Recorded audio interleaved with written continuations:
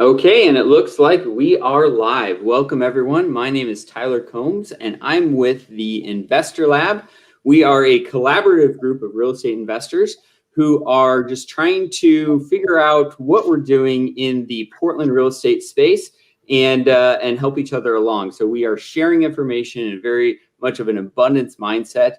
And that is one of the reasons why we have collaborated with Eric over at Northwest Private Lending to do Invest Next PDX. And we have had so many dynamic conversations, and we want to bring those to you guys. And today we have Eric and Jared. And Eric, let me just introduce him. He is with Northwest Private Lending, a family-owned private lending firm, lending money for over 30 years. And they lend on real estate as an asset-based lender. And Jared over there is with the LAP tax accounting and wealth advisory firm. They have over 120 associates. They've been in the industry for 90 years. Jared himself is a partner and manager of their wealth management practice with over 125 million under asset management. And so the topic we are talking about today is about what to do with the new tax plans that are proposed, and what to do to pivot ahead of time and what to do once they come into effect. So I'm going to turn it over to Eric to get this conversation started. Wonderful. Thank you, Tyler. So the idea around these conversations is to put a camera in what would normally be a private conversation. So Jared is my financial and wealth planner. DeLapp has been around and done our taxes for many years. But I trust his judgment. And one of the things that I think many of us are feeling is just the tense uncertainty that we all have. And so I don't know if I lost my slide here. Sorry about that. The tense uncertainty that we're all feeling right now. And so this is a meeting that I was planning to have with Jared anyway. And the purpose right now is for me to ask the questions I would ask. And I'm going to try to ask some of the questions that I think many of us are thinking, but I really want everyone who's online to feel comfortable putting in the chat and asking your own questions. And we're going to tee up Jared and see if we can't get some of our uncertainty clarified. But we are in uncertain times, and trying to manage that and make the best decisions we can is the goal. So, Jared, do you want to introduce yourself, and then we'll kick off with my questions here? Yeah, absolutely. My name is Jared Siegel. I'm a partner at DeLapp.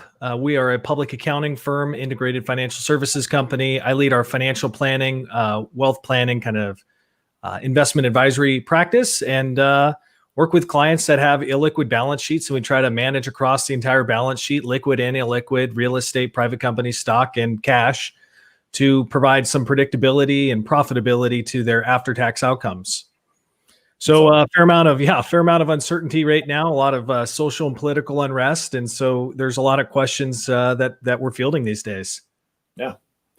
So, I mean, I pay right now more than 50% of my income in taxes. And under the new plan, it might be even more so. So if I look at my investments and my balance sheet and my wealth strategy, I have to take taxes into account. They're the number one thing that I spend money on.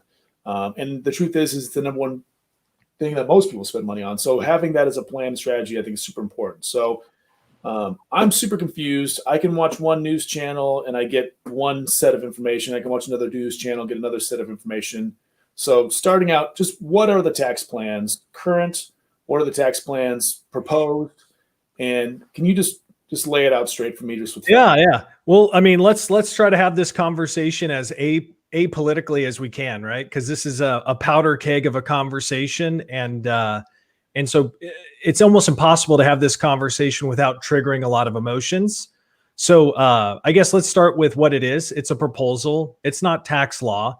It's just a set of ideas that have been shared in a written form. Trump's tax plan, air quotes, kind of plan for if he were to be reelected is nothing more than orally delivered by either him or representatives of the White House. And so we have a whole lot of assumptions right now that have been shared. And so we're just approaching this kind of like a coach might approach a game. You strategize and watch game film on the opponent, you wait till the time of the game, right? Down in distance. Are we winning or losing? How much time is left in the game? What's working? What's not? And the play sheet essentially is what the coach has, so that when those moments rise up, you've already done as much homework as possible to be prepared for that moment, so you can respond objectively versus emotionally. And so that's kind of what we're working on right now, is kind of a financial play sheet for our clients to deal with some of this uncertainty.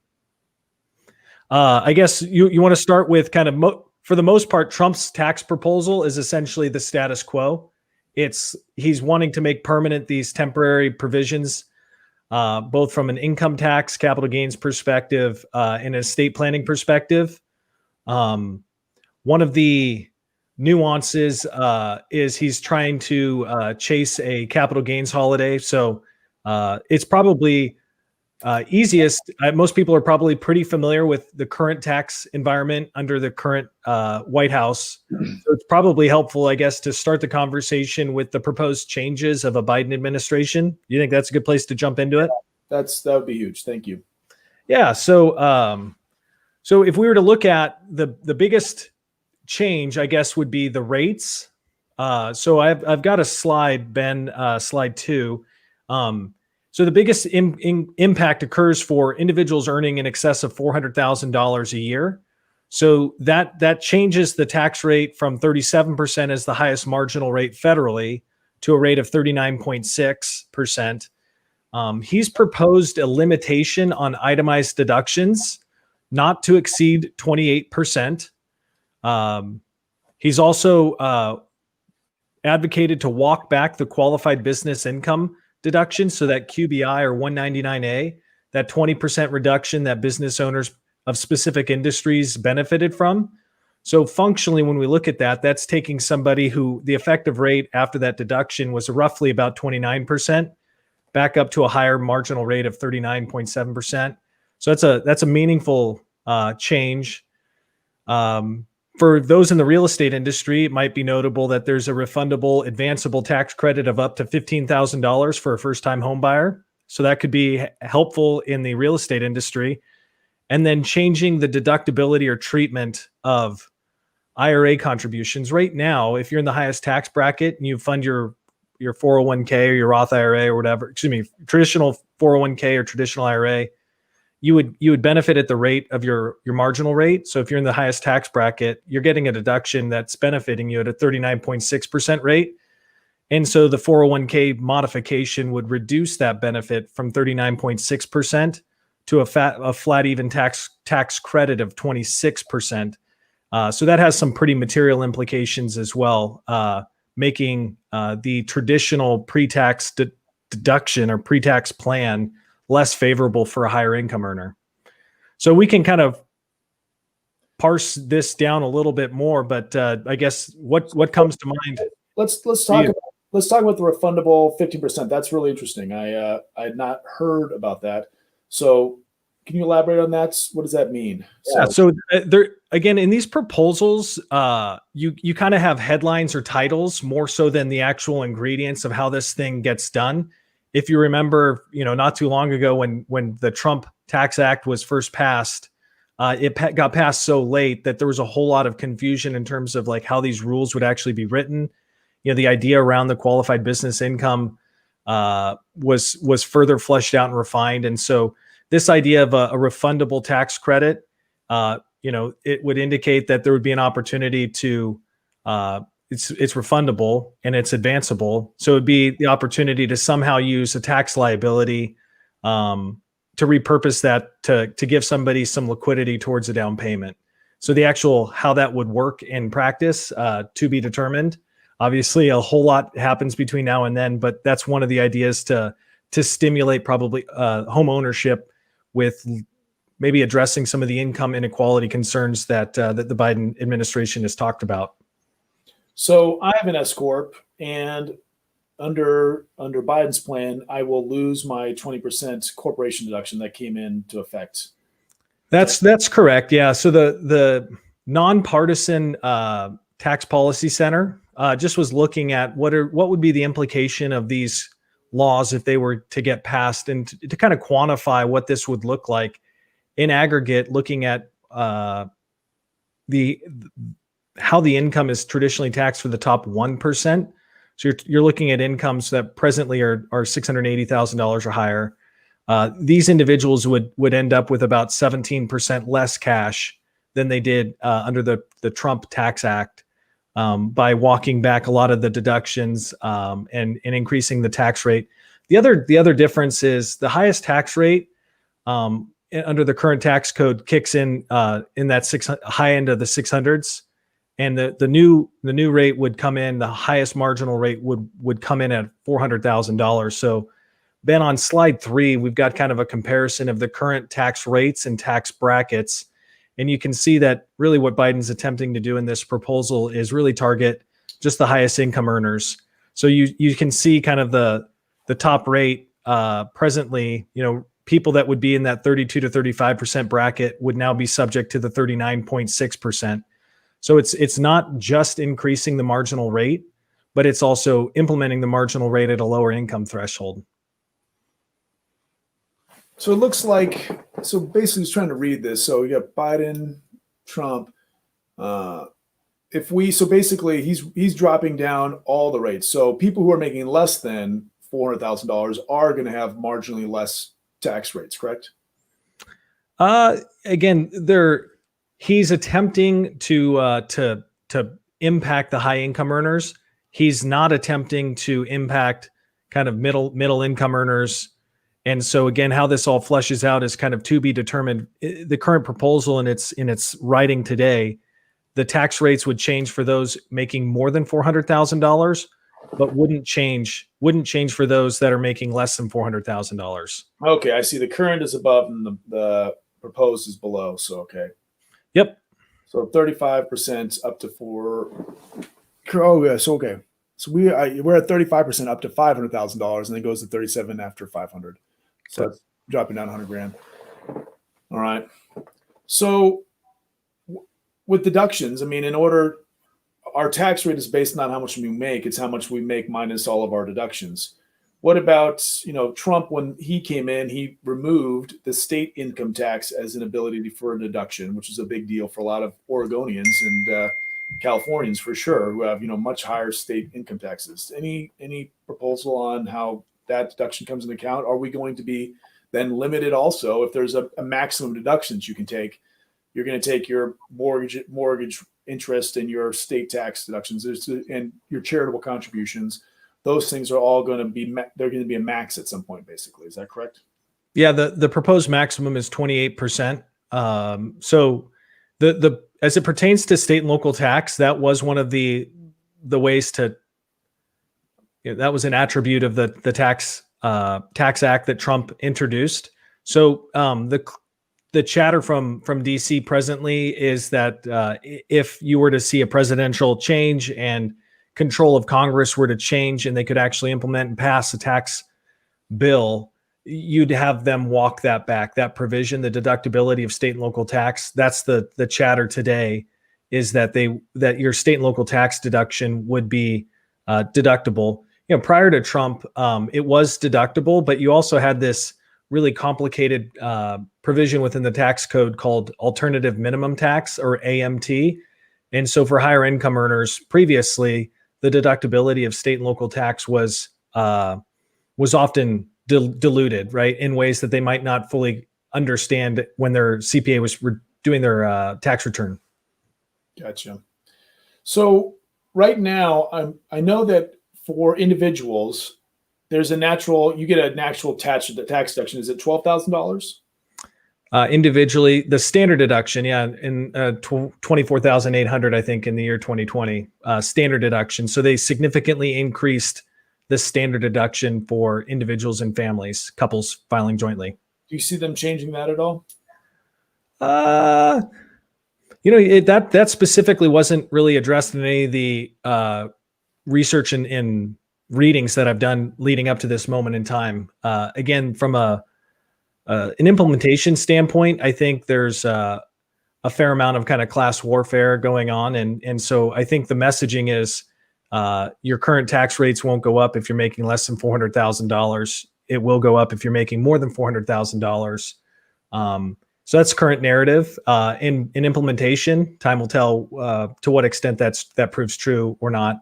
Predicated upon actually the election shaking out, where there is a change of control in the White House as well as Congress. So the Senate lose control. Can't do anything if they don't have Congress. So a president can have a plan all they want, but if he can't get it passed through Congress, you still have to have that happen. So, yeah, I mean, a lot of checks and balances in place there, so that we don't end up with a dictator. So obviously, the Supreme Court's getting a fair amount of attention right now.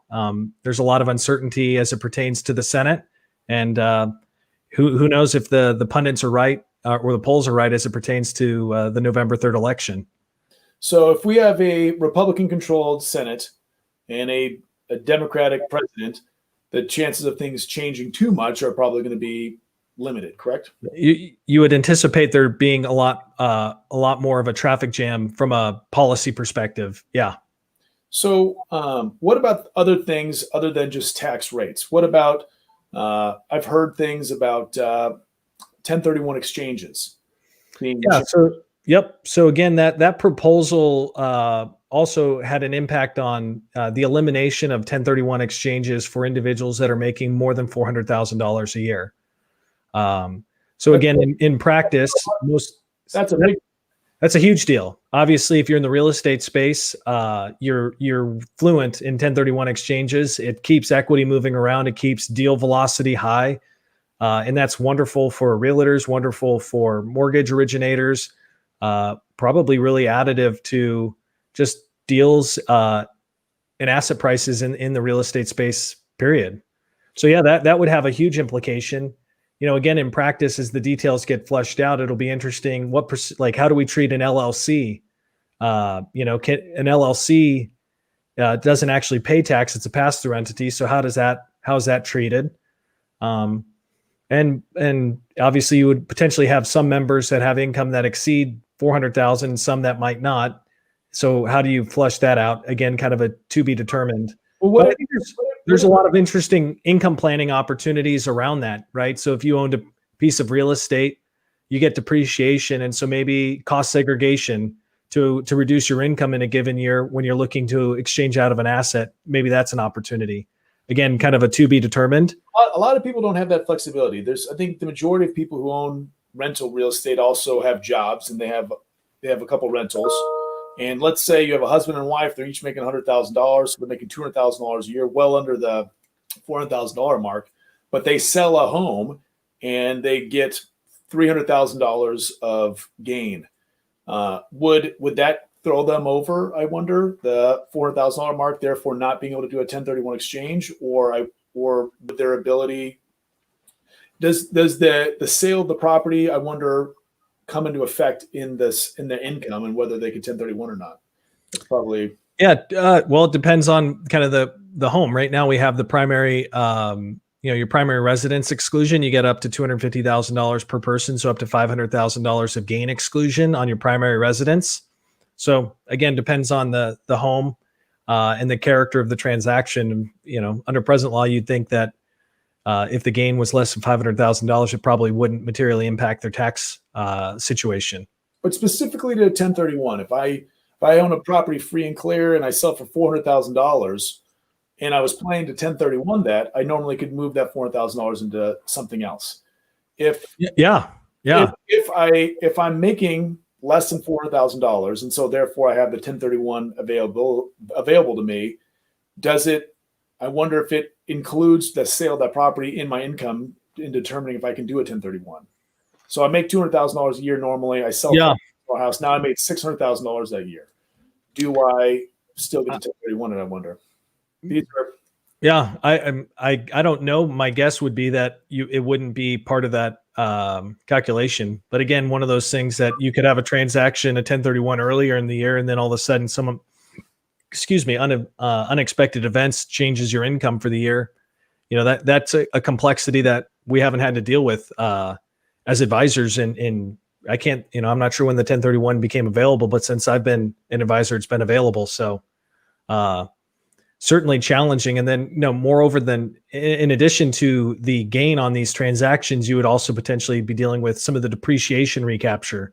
So there's a lot of real estate owners whose basis is incredibly low. You could see a lot of stale equity, people that are just trying to avoid tax and not being willing to let go of a property. So that's an interesting as it relates to real estate, because I want to take the ideas of how do we understand the tax law, but then apply it to real life. Yeah. We also, Eric, there's also, so we just talked about income tax. At some point we could shift it to, there's capital gains tax as well as estate and gift tax. Let's talk about those things. That's really important. So a lot of people have family members who are planning to gift money either through inheritance or estate planning. So how do the proposals affect that? Yeah. So those are two different categories. So let's just start with capital gains, right? So ordinarily, capital gains would be, depending upon your income federally, at a rate of 15 to 20%. And so what Biden's proposed is that for income in excess of $1 million, that the capital gains in excess of $1 million of income would be subject to ordinary income. So that would take you from a 20% marginal capital gains rate to 39.6%. And so that has a tremendous implication for people that are, having meaningful liquidity events. So think about selling a building or selling a business. Ordinarily you'd be subject to potentially 20% federally. Oregon doesn't have a capital gains rate, so 9.9%. If you're in Washington, whether it's an asset sale or a stock sale, so a lot of different moving parts. But that's a pretty meaningful difference between 39.6% and 20%.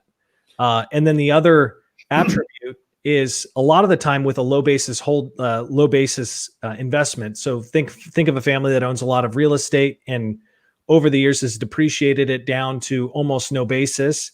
From an estate planning perspective, we would ordinarily encourage that family to carry that asset or hold it all the way till death, because the next generation, if that was the goal, is to bequeath it to the next generation, would get a stepped up basis.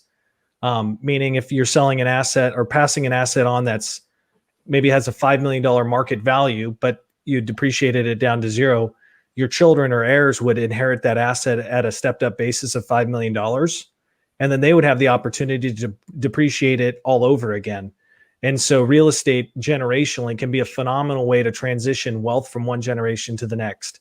The Biden tax proposal actually calls for the elimination of step up in basis, and the proposal calls for treating the sale at the time of death. So independent of whether or not the heirs wanted to hold the asset or not, it would be treated as a sale. So in that scenario where I just threw out a $5 million valuation with no basis, let's, again, just for easy numbers, in that scenario, that would be a $5 million gain.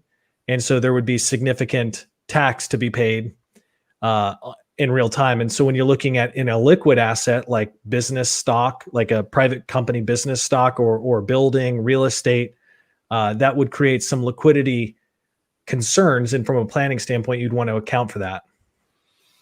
That's a big deal. So if someone were to pass away and let's say they left a commercial building to their heirs and it's worth $5 million, just keep with that. Before, I used to be able to, that gift would go across and then I wouldn't have any tax liability federally. And then I get the asset now at $5 million and I can depreciate it down. But now I basically have a $5 million asset. Now, $5 million is actually a bad number because even under the Biden plan, anything under $5.5 million does not have an inheritance tax associated with it. But the state of Oregon does. And so we'd have to pay 16% state tax upon death, correct? Yeah. So we're starting to muddy the waters just a little bit because now we're talking about estate tax, which is different than a capital gains tax. But yes, I mean, you're looking at Oregon has its own estate tax that kicks in at $1 million per person. So $2 million for a married couple. And the rate starts low, but scales up quickly to a 16% rate. So yeah, in that scenario that we just talked about, you'd have capital gains tax concerns, right? So if there was forced sale at death treatment, and then you would also have estate tax concerns or liability that you would need to plan for as well. So a couple of layers there. before people kind of panic and freak out as it pertains to the step up in basis, that's been a political ping pong ball that's been pursued a couple of times historically. So over the last 50 years, Congress has on two different occasions attempted to eliminate the step up in basis. In both times that has failed. So again, a proposal is different than law, and obviously we have an election between now and then. So just from a historical perspective, the past doesn't guarantee the future, but often it's a good place to at least start the conversation that's unemotional. Okay. What about the impacts of these things? Let's just talk through some of this stuff. C corps go from 21% to 28%. What do you see if just at a greater scale, and this is not partisan, the goal of this is not to encourage anyone one way or the other politically, but economic, are we going to have, I have a lot of friends who really like Biden. I have a lot of friends that really like Trump. Are we going to see, do you think, radically different economies if one gets elected or the other? That's a big fear that I hear, that if Trump doesn't get elected, our economy is going to just tank and it's going to be terrible. Do you perceive that, or what's your thought on that? I try to listen to what people do with their money more so than what they say with their mouth. And so when you look at kind of the aggregate consensus of millions of investors, all of us are smarter than one of us. So I'm not a huge fan of predictions. There's just too many different moving parts. I would say that there's a whole lot of historical evidence to say that markets work, that capitalism works, money will move to where it's treated best, that just like all of us are going to work very, very hard to figure out how to win in whatever new circumstances presented in front of us. COVID was difficult for all of us and probably unique in different ways, but none of us just straight quit and walked away, gave up. We found out how do I show a home virtually? How do I have a client meeting virtually? How do I send my kids to school when the schools are closed? Like, we're pretty adaptable people. And so I would project that the markets generally don't really care, that, when we look at historical elections, that the market isn't red, blue, it's pretty much an independent. And so there's reasons to have personal preferences. I just encourage clients to vote with their ballot, vote like an American, let your emotions out there, but don't vote with your balance sheet. Don't vote with your finances, because generally speaking, there's no empirical evidence to support that one party is better for one, for assets than another. It's counterintuitive from all the narratives I'm hearing. I feel like a lot of people would say that you're going to, that Trump is the economy guy. Do you have any data to show the difference between kind of Republicans or Democrats being better or worse as presidents? Or yeah, I mean, we did a live Q&A last week with our clients, and we had a PhD economist come in, and his point was, when Reagan came in and slashed regulation and slashed taxes, you had a very nice expansion of the economy. You had an expansion of the markets. And then Barack Obama added regulation, and he socialized some of our healthcare. He added Obamacare. He added some new taxes. And at the same time, net, the markets, the capital markets here in the US are actually expanded more under Barack Obama than Reagan, which is kind of counterintuitive to the narrative, right? Again, being apolitical, we're looking at the numbers. And so one consideration would be that the U.S. economy, if we look at it quite simply, is a pretty consumption-driven economy. And there's three main consumers. You have individuals, you have businesses, and you have the government. And so if Biden were to be elected and we increase the tax rate, the government has a high propensity to spend the dollars that it gathers quite quickly. And so you have an expansion of consumption by the government. Conversely, if you take affluent people that are wired to invest and you decrease their taxes, they're actually just going to invest more, which can support asset prices, but doesn't materially change consumption because they're not spending 100% of the tax cut. So it's actually somewhat interesting in that you actually see asset prices, as the government continues to consume.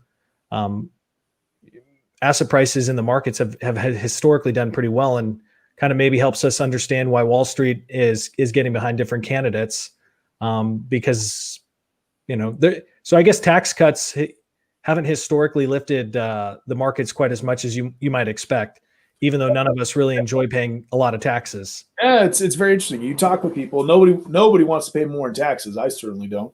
But it's an interesting thought. If you give more money to businesses and government, or give more money to businesses or high net worth individuals, we end up just saving it more, investing it more. That's where the money goes. I can only sleep on so many beds and have so many pillows. I can only buy so many things. And so therefore asset prices go up. If I give it to the government, it's going to get spent in the real economy. Is that going to inflate other asset prices like food and commercial? Because we've printed all this money. We've talked about the possibility for inflation. We've created all this currency, but right now we're not seeing a ton of inflation because most of the currency is flowing towards the wealth. And if you start spending it in the real economy, do you think we'll see higher inflation in the real market? Yeah. So the non-answer that I always give, because you're asking for a prediction, is the best predictor of tomorrow's prices are today's. Yeah. So Ben, if we go to slide 6 again, Eric, I like people like, don't tell me what you think. Show me what you think. Show me with your money. And so if we actually look here at this chart, kind of in the U.S. inflation inspection expectations, these are just swaps. So these are people that are basically putting money behind these guesses of where inflation goes. And so when COVID hit and you had a flood of policy and fiscal intervention, you actually saw some deflation, but that's stabilized. And so the long-term expectations across millions of investors is that inflation is going to be low for an extended period of time. So you can look at the expectations today are actually lower than they were during the great financial crisis of 2008, when we had huge sums of stimulus and money thrown into the market. So, we're at the outer edges of what we've experienced before. Then the other slide, one down, the slide 7 will actually shows kind of inflation protection. So again, we can compare treasuries to treasury inflation protection like TIPS. And we can see that from a historical perspective, TIPS compared to treasuries are still pretty inexpensive. And again, this is a way to quantify what people's expectations are, not necessarily with their words, but with their money. We've been wrong before. So I guess as we think about inflation, we know that we haven't seen it in 10 or 15 years. And we also know that recently the Fed kind of updated their standard or approach to managing rates, saying that they're going to be kind of looking at the long-term trend. So they'll probably let inflation run longer and higher prior to seeing rates be increased. So we know that the short end of the yield curve, the part that the Fed actually controls, is going to remain low for longer. So if we do start to see a little bit of inflation, what we would expect to see is the 10, the 20, and the 30-year treasury. Those investors are going to require a much, much greater rate of return to take that term or maturity risk. And we would expect the yield curve to steepen. Okay. I don't understand. If I'm honest, I don't understand everything you just said there, Jared. But well, that's a bummer. It means I didn't explain it very well. But essentially, again, like the balance sheet, the Fed's balance sheet's $7 trillion. There's a whole lot of things that we haven't done before, and so I think just approaching this thing with a tremendous amount of humility, saying we don't know what we don't know, is probably the right way to approach it, and continuing to look at all of us being smarter than one of us. Right now, the markets aren't seeing or anticipating inflation, but certainly we want to be cognizant of making sure that our balance sheet, that we own assets that will do well if our currency changes or asset prices, if we have inflation, because that's a hidden tax that we all pay. Do you see a bubble in any of the markets if we were to change in do you see a bubble in the real estate market or a bubble in the stock market? Or if you had to take a guess, do you see in the next 4 years, we've had a long rise without too big of a fall. We had bump instantly back in the stock market, and we haven't seen anything in real estate. Do you see any drops in asset prices that way? Yeah, no, not really. I mean, I'm not a bubble caller. Like that's not the game I play. I think, we can look at historic valuations to gain some insight. US assets are a lot more expensive than international and emerging market assets. Obviously, we can look at the affordability of housing and try to objectively measure it by different zip codes and different times in our economy. And we can understand whether an asset is more expensive or less expensive. But I generally think if you take the long view on assets and you look at like a holding period similar to Buffett, I think you take the long view. It gets a lot more challenging. There's a difference between investing and speculating, and kind of what you're talking about is market timing and speculation, which can work until it doesn't. So not a huge advocate for the speculation. So many of my clients, obviously, we make loans to people who are fixing up and flipping homes. We also make loans to people who are buying and holding long-term assets. We also make loans to people who have to pay taxes. If they have to have a short-term tax bill and they are property rich but cash poor, we make loans in those situations. But many of my clients have to be right on the purchase and the sell, and a lot of times they're purchasing and selling within the next 6 months. And so it's a question I keep getting asked and I want to have good answers for. I agree. If I hold a stock or a piece of real estate, if that company is still doing good business or that house is still in a good neighborhood, that in 10 years, it's going to be worth significantly more than it's worth today. I think inflation will take care of that. I think that's true. Yeah. So I think having a contingency plan is prudent. Hopefully if you're trying to flip, that's great. But what would it look like if you had to hold it, right? Could you refinance your hard money? Could you figure out as a way to get a renter in there temporarily to preserve, kind of slow your cash burn? I think just having some level of positive paranoia is going to be well rewarded. And to the extent you can ever carry a little extra cash, little positive paranoia and some cash can solve a lot of problems. Right. Do you think people should be holding more cash now? Do you think they should be investing now? What do you suggest? If you had someone has got cash to deploy, should they hold it or should they deploy it? Again, it really depends. Like, where are you in your investor cycle? If you're approaching retirement, you're subject to different types of risks than you are when you're employed in an industry that has a high level of job security.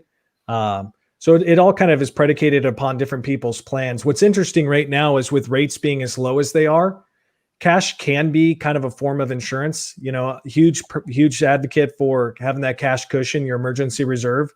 But right now, if you do carry a fair amount of cash, it is a pretty expensive form of inflation or insurance, because again, we're paying some level of inflation. Inflation is lower today than it has been, but you're earning almost nothing on your cash. So you're actually losing the purchasing power of each dollar. Each day is kind of being diluted. And again, there's different ways to look at risk, but accepting a 100% chance of loss of purchasing power could certainly be viewed as a form of risk. So I think having some level of balance sheet flexibility is helpful. So sometimes lines of credit or hard money, there's different things that you can do. I think that right now, for me, I'm continuing to invest and acquire because I'm playing a longer game. So I carry the cash that I need for my emergency fund, but continuing to accumulate assets and invest within the greater strategy of the financial plan. Okay. So Ben, I don't know if you can throw up some of the questions that have come in online and we can start to answer those. But just think about that. I know that a question came in and a person said, I'm 75 years old. What should I be doing right now? So, you and I are both in our 40s. We're both working. We are playing the long-term game. What about the people who are in their late 60s, 70s, 80s? What advice would you have for them? I just get clarity around what their plan is. So how are you going to pay for healthcare? There's different ways to tax advantagely do that. So what's your plan for when you're not here? There's opportunities to take advantage of just the compound interest. You can do that to benefit your heirs today. You can do that to benefit charities today. there's a tremendous amount of uncertainty, but at the same time, we do have a tremendous amount of certainty right now. And so the low rate environment is incredibly powerful. So we have the highest estate tax exemption we've ever had. We have the lowest interest rates that we've ever had. We have the highest gift tax limit we've ever had. And we have the opportunity to. What is our gift tax limit? What is that? So it's the same as you can give up to about $24 million to your heirs before you have to pay tax. So you have a lifetime gift amount that goes against your estate exemption. Are you saying can people before they die give money to heirs before they die? Yes. Yeah. Oh. Yep. And so right now we're looking at some different strategies for clients that, like an intentionally defective grantor trust would allow them to bequeath an asset essentially today into this trust. They retain the income from it. They're subject to the tax liability that's generated from it, but you're locating all the future growth of that asset in another generation. And so there's some monstrous opportunities today if you are going to be subject to estate tax to address that. There's some incredible things that you can do for charity. So, money matters. That there's no question about it, but it matters differently for all of us. And so getting clarity around how you want your money to show up today, tomorrow, and more importantly, when you're not here, then you can create plans to achieve those objectives. That's interesting. So we have 80 more days or so of this calendar tax year, at least, and we at least know what we know now. It may not change in 2021. It may change slightly. It may change significantly. But with the next 80 days of 2020, is there anything that you would say that is prudent to do? And obviously, it's very specific for each person. But let's talk about some specific strategies that people can implement if I own real estate or just across the board. Is there any good general ideas of things that people can do now? Yeah, I mean, I think just revisiting your plan with your team. You have a set of advisors, and I think kind of flushing things out, if then strategy planning would probably be very well rewarded, because we've got the election, but we may or may not have clarity on what that looks like. That probably not the night of the election, right? So it's going to be a little bit of time. Eric, at the end of the day, we try not to let the tax tail wag the dog. I think, tax occurs when you've made money, right? So running from the tax man and causing yourself to make bad decisions, to enter into bad transactions, that's silly. And so I think taxes are emotional for all of us, and you want to run from them. But I think good business decisions, good investment decisions are still foremost the most important thing to be focused on. And then integrating tax efficiency, but tax strategy should never drive a transaction. Tax fears or anxieties, tax avoidance shouldn't really drive a transaction. A transaction either makes sense or doesn't. An investment either makes sense or doesn't. And then the next layers you filter in or you layer in tax efficiency. What about people who have 401ks? One of the things that we're doing at your behest is to look at converting 401ks or things that are tax deferred now into Roths, which we're paying all the taxes now. What are your thoughts on paying taxes in 2020 versus paying taxes later in the lifetime?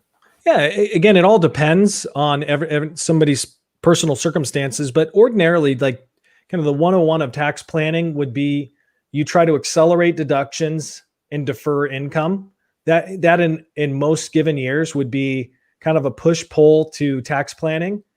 But if Biden were to win, and we generally anticipated the proposal to be implemented in it close to its present form, because let's say the Senate goes blue, then in that scenario, from a tax minimization perspective, you'd want to pull. You'd essentially accelerate income and accelerate deductions. And so because the deductions could be limited in the future, and the rates that the income is subject to today is much lower than what they would be next year. So right now, one of the strategies that could make sense for people that are attempting or thinking about how would I accelerate some income, looking at qualified accounts that have not yet been subject to tax So think traditional IRA or rollover IRA or your 401k. If you had a provision for an in-plan conversion to a Roth 401k, and you had the cash to pay the liability without reducing your investment account, it could make sense in that sort of a scenario to accelerate the income into 2020 when the rates would be lower. And so then you wouldn't be subject to required minimum distributions when you got to age 72. And the distributions from the Roth would be tax-free in the future, as well as your heirs wouldn't ever have to pay tax either. So if you're trying to bequeath dollars to the next generation, the money wasn't going to go to charity if you didn't use it. It could make sense to convert a Roth in 2020 under all the facts and circumstances I just laid out. Yeah. What do you think in the future? I think I talk to a lot of people, and some people, I'm more moderate myself. I don't get spun up on one, blue or red so much myself. But I have a lot of friends who are very much on one side. They think they're red and they think the blue is very bad. There's people who are blue and they think the red is very bad. For me, I just look at the numbers and the economy. I think the economy drives the politics more than the politics drives the economy. I think that's what you're saying. Capitalism and the fact they're all working and doing things is more to do with the economy than any one president. But as you look into the future here, we have an exceedingly high debt. We're spending way more money than we make. Do you have any predictions on taxes and on how we're going to deal with that as a country and what that's going to look like under any party? Yeah, I mean, again, history doesn't always repeat itself, but it often rhymes. So Ben, I guess if you pulled up slide 8, we can just look at the last 90 or so years of income tax rates, both the marginal rates and the highest rates. So we can see that presently, from a historic perspective, we're at the lower end of the tax rates that we've experienced. So there were seasons where the income tax rates were higher. So it wouldn't be shocking to anticipate that income tax rates could go up in the future, and the tax code written so that more of our money went to taxes. We do have a lot of unfunded liabilities. We have borrowed a lot of money, so that's going to create an interesting dynamic, because the governments around the world are incentivized to keep interest rates low. So to the extent that the governments can influence the market, I would anticipate them trying to keep rates relatively low. At a certain point in time, the market makes up its own mind. The United States is able to sell its 10-year treasuries for about 60 basis points, 70 basis points, but there could be a moment in time if the world ever thought that we would struggle to repay that debt. The market, somebody has to take that price, right? But right now, isn't the Federal Reserve taking it? Isn't the Fed the one buying those things? They have intervened, right? They've jumped into some of these markets that they haven't historically. Commercial paper, to roll the commercial paper. They've jumped in to backstop some of the municipal shocks that were occurring when the credit spreads blew out. But again, I think you're looking at, like, the yield curve in Germany is negative from 0 to 30, right? And so you've got, like, it's kind of this. I don't understand what you said. The yield curve in Germany is negative. So yeah, you have a negative return on a 30-year German bond right now. So the interest rates for German bonds is negative from 1 to 30. So it's a guaranteed loser. Correct. And people are putting their money there. But globally rates are incredibly low everywhere. So I guess I don't really have an answer in terms of what it could look like, but I think it's sensible to think that taxes are going to have to go up, right? Because we have a lot of expanding liabilities, and some of the entitlement programs, you would anticipate that those are going to potentially get curtailed. We have a lot of unfunded liabilities. So I think, within the capital markets, people are spending a lot of time looking at the financial health of states and the financial health of cities, because so much of those budgets are actually sent to them by the federal government. So I think our needs financially from a government perspective exceed our current income. And so you're going to see them probably continue to try to expand tax collections, would be my guess. Yeah. It seems to me that is going to be the trend under any Republican or Democrat. I think that sometimes people think that if we don't vote Republican, then we're going to lose our capitalism, and we're going to go socialist somehow. And I think people who are more blue think that we're going to lose our soul if we go red, and I don't think either of those are perfectly true. I think it's need a little purple, little of both, right? Little of both. Jared, I really appreciate the time, man. Unless there's any other questions or things we want to talk about, I really appreciate your insights and your thought into this. I think the goal for me is more, I want people to be able to find facts and then make good decisions, and then make their own decisions. But I think too many of us are making decisions out of fear, and that I just want to see if we can't address a little bit of that. Is there any other fears that you hear that you try to address with your clients? No, I mean, I just think acknowledging when fear creeps in and kind of the fight or flight is triggered, which is normal, it's natural. We're not making great decisions, and so we all care about these things. We all have preferences politically. Things are noisy right now, and kind of the Tristan Harris trend of kind of that movie. He's written a lot about it, but the social dilemma, kind of we can be in our own echo chambers, so we're only seeing some of the information a lot of the time. I just think being incredibly well diversified, kind of what Ray Dalio talks about, extreme diversification, is a way when there's things that you don't know, a good way to protect your balance sheet, protect your life savings is extreme diversification. That's good. That's great. Thank you, Jared.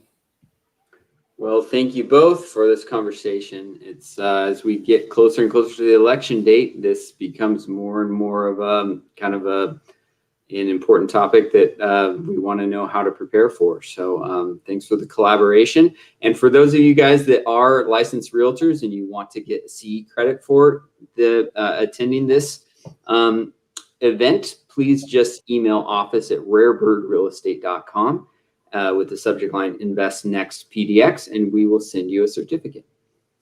And the recording of this video will be on Investor Lab on our online community at investorlab.com. So you can check that out if you wanted to replay and see if you can assimilate Jared's knowledge a little bit and maybe slow it down to half speed. Maybe it'll make sense a little bit more. Jared uses big words. It's good. Charts are really helpful though. Thank you for that. That was great. All right. Well, until then, we will see you guys next time. Thank you, Tyler. Thank you, Jared. Thank you.